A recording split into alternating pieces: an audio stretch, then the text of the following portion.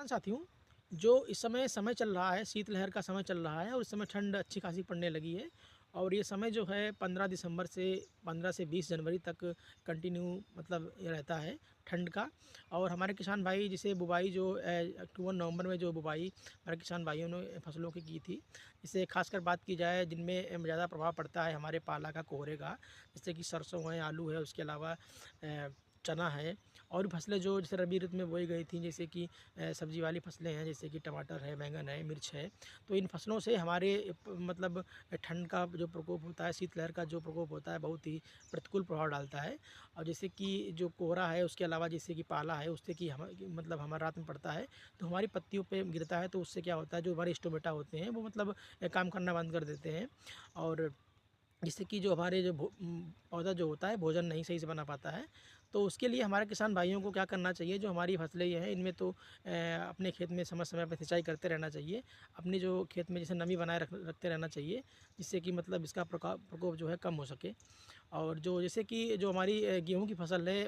उस पे जैसे कि ये लाभदायक होता है। जैसे कोहरा जो होता है गेहूँ की फसल के लिए लाभदायक होता है, लेकिन उसमें कोई मतलब फ़र्क नहीं पड़ता है, उसके लिए बेनिफिशियल है, लाभदायक है। और जो हमारी सरसों है उसके अलावा जैसे कि चना है और आलू है, उसके अलावा जो फसलें जैसे कि सब्ज़ी वाली फसलें हैं, जैसे कि